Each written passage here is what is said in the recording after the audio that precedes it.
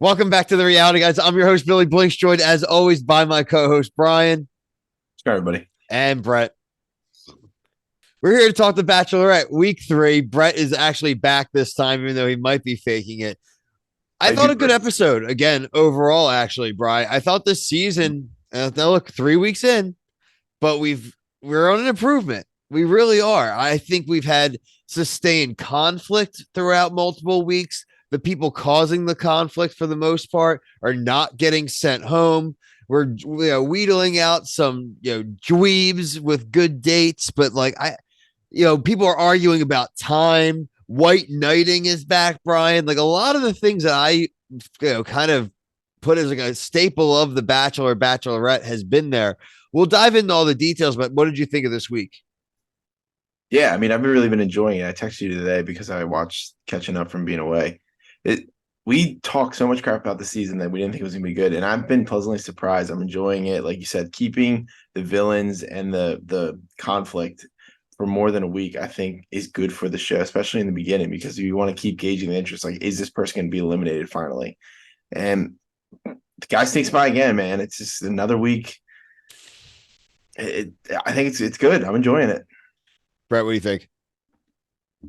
Yeah, I mean, I think Brayden might have more confessionals than Charity has on her own season. Like, this is the Brayden show. I mean, he's entertaining, and I don't completely disagree with some of the things he says, but this guy is so extra, just like the ultimate character. Yeah, okay. Let's start with Brayden. I mean, obviously the main two characters I thought really of this week were Brayden and Aaron B, aka Two Face. And right, Brian, I knew that he had a two-sided coin, and he's trying to be the white knight that Gotham needs, but we'll get to that.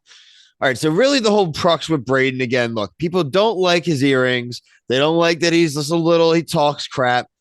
But really, at the end of the day, if you're really going to peel it back, if you kind of removed like the earrings and the look of who's saying it, what he's saying really isn't crazy. And it's something that we've usually liked from our contestants. All he's saying is like he's not going to promise that he's going to get engaged. He doesn't say, I'm not going to be with you, that I won't see it out, that I won't be faithful to you. He's just saying it's a pretty serious thing, and I actually like you, and now I have to really start thinking about this. And you shouldn't just believe these men who are just going to say, "No, I'm going to get engaged no matter what." Well, they sound kind of desperate. They just kind of sound like they want to tell you what you want to hear. So I don't really. I think it's a kind of an unfair. If they just want to say, "I don't think this dude is serious. He's too young," blah blah. That's what you should be saying. Like, that's what they tried to get him with last week with the spring breaking crap, right? And guess how it worked out for Adrian this week? Blech.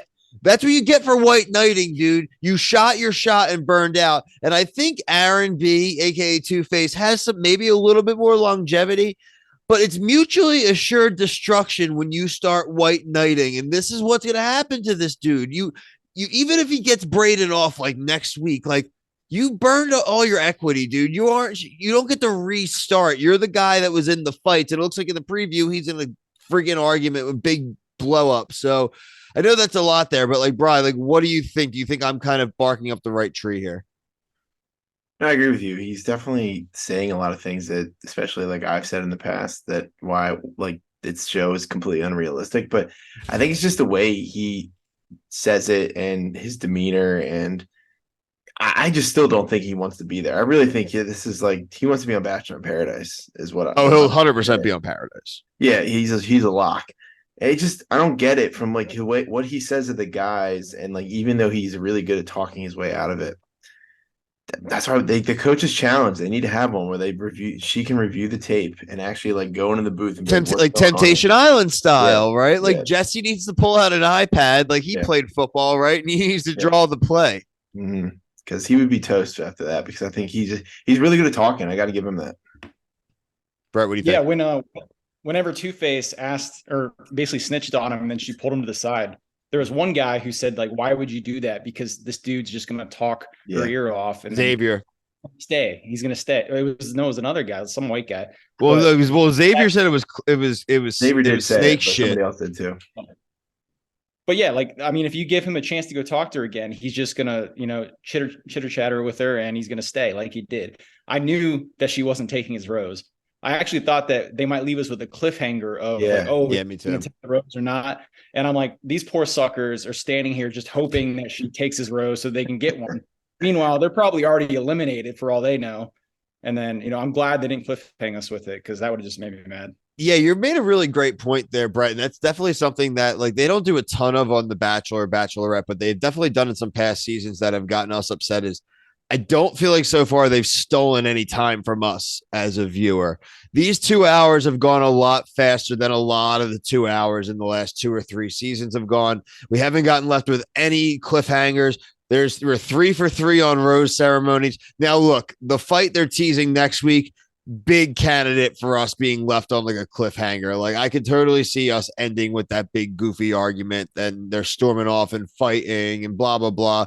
But hey, if they don't, even if they do, at least somebody has gone home already. We've always said in this show, we're a little bit ritualistic here. We just need blood. And when they don't offer a sacrifice, then we get upset.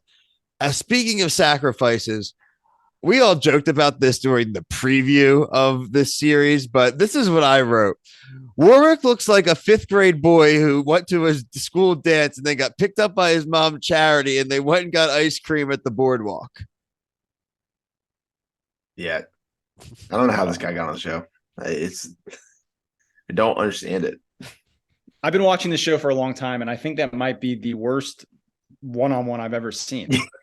I do literally there may be some cringier bad. Like I think back to the Matt James, I believe, season where they had the it was like the farmer spa. Remember that one, Brian? Yeah, was that him or Katie's season? It was like the milks curds and the oh god, like that kind of stuff. Like this was bad though. Like there just was zero chemistry. How did this guy get into the third week even?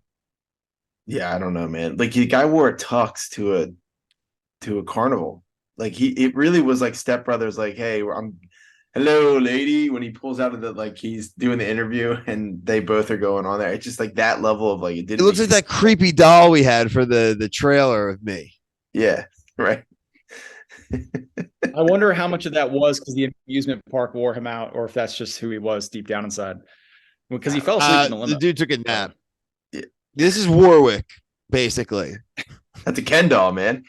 I know. I thought it is. Well, this is the one that had my face on it, but now the face definitely fell off at some point. Yeah, I don't know, man. That was just so funny when he just falls asleep. Put up there for reference now for the season. Like the producer just wall. Being involved in that Warwick thing and sleeping was so funny. Like he didn't want to be there at all. Like he's like, I'm so happy. I don't know how Warwick, or she thought he was cute, I guess, whatever. I don't know how he beat the guy that can do backflips or my winner pick, the guy that went to Auburn who had 0 screen time before leaving last week. Yeah, Brett, the fact that you can't remember the guy's name shows why he didn't have a shot to win. Caleb K. Connor. Caleb, yeah. He didn't have any screen time. I never got to see his name. Brett, you couldn't. How did you think you were going to pick a guy where there was 3 of the same name? That's like an automatic. Going to scratch those guys off. You just got no shot. It's like Ed, and Eddie. Checked all the balls, including Auburn. I thought they were going to connect about school, but I guess not. Someone this episode who also stole some time was Sean. Now, Sean won the group date challenge. You can't go anywhere in the United States right now without finding a Barbie marketing themed something right now. So the Barbie movie coming out in a few weeks, the Margot Robbie movie, the Ryan Gosling stuff. We had Simu Liu, Shang-Chi himself, sending in a video thing. Apparently he's a Bachelor Nation fan. But you had to take the tune of, what was it? Girls Just Want to Have Fun. You had to dress up like one of the creepy Kens from the movie. Notable standout one was the birthday suit Ken for John. That was kind of funny though. I thought it was hilarious. I loved it. I would have totally picked that one too. Yeah. How about was it JoJo and Ken, like the Big D reference? Big D, Big D reference. Like I know that. I swear to God, I had the ready to do the Leo like tweet, because I was like, come on, man. And then they did the commercial for Big D. And that's a pretty interesting because USA Network has nothing to do with ABC. Like that is not owned. Discovery owns USA. yeah, Discovery owns USA, and Disney obviously owns ABC. So interesting that it is that kind of like that is a real multiverse jump. Yeah, I wonder if like we'll be on the show. We got to promote our show, which I think like do a little home and home.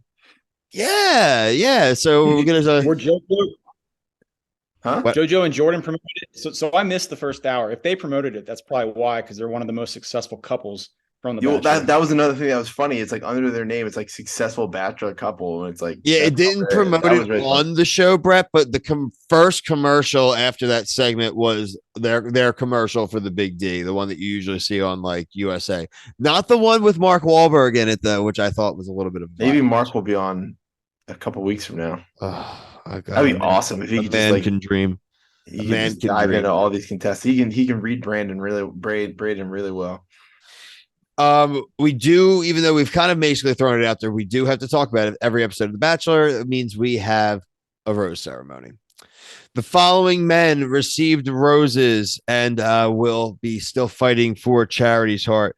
Dotan and Brayden had gotten the roses from the group date and one-on-one date, respectively. Warwick already eliminated on his one-on-one ice cream date with his mom. Following men received roses and will keep fighting. Two-Face, Aaron B, Caleb, my pick, Xavier, Joey, Michael, John, Sean, and Tanner, meaning we did lose James, Adrian, and Aaron S. Preview for next week looks pretty crazy. Looks like we are going to get another really big fight between Two-Face and Brayden. This will probably come to a boiling point at the end of this episode going into the following week. There's no way 2 weeks from now both of them are still around, and it's probably when Brayden goes. They're both done. They're both done. What if she keeps him around and she's just like proving us wrong this season? It's interesting. There's an Aaron S one-on-one, it looks like, or even Aaron B, excuse me, one-on-one next week that they were teasing, or at least some one-on-one time, because it did show the two of them kissing. So I do think that she gave Brayden the one-on-one time. It makes sense the week after, give him the one-on-one time. You really get to develop the relationship between the two. That's probably going to spark some more conflict between the two, which brings us to a head. It's probably like the cocktail party. Yeah, for sure. 2-on-1? Did they get a 2-on-1? I would love for them to cool. do a 2-on-1 after. That would be sick. But I don't think it's a 2-on-1 next week. No. If it is, if they make it through, if we get cliffhanger, which is fine. If they get in a fight, I'm fine with a cliffhanger. If it's a pretty good fight, I would prefer it if someone had already gone home with a 2-on. But if we're gonna get a walk off, like then a good fight where they're like f you, like I want to fight you. That's like we got the threats in the Brayden physical threatening. I mean, I don't think he could take Aaron, but I'd still want to see them go for it. I don't think there's ever been a legitimate like contact made fight on a Bachelor Nation show, and this may be the time, because then maybe we can recruit one of them, Brett, for Team McGregor, and one of those guys maybe can get a win. So figure that out. A little Ultimate Fighter reference. So we got our deep cuts of things that we cover here on the Reality Guys. Speaking of the Reality Guys, make sure you're subscribed to your notification bell. Keep commenting. We really appreciate it. Follow us on TikTok. As far as the YouTube stuff this week, we also have Claim to Fame Season 2, The Ultimate Fighter, like I mentioned, Hump Day, which is the Temptation Island, and the Big D. We also will have on TikTok or probably may even have a YouTube video for Below Deck Sailing Yacht, the season finale and reunion coming this week, and I believe next week for the reunion. Andy Cohen hosted, which means we'll be there. Also, Alone, we have our weekly coverage. Brian and I will get last week's episode out tomorrow, and we'll be live again this week, Thursday or Friday. 2 interviews coming this week as well for the Reality Guys, so make sure you are taking a look on our socials and here on the YouTube page to check them out. 2 very different interviews, which are going to be really cool for our different audiences. For myself, though, Brian, Brett, until the next video, thank you. Peace.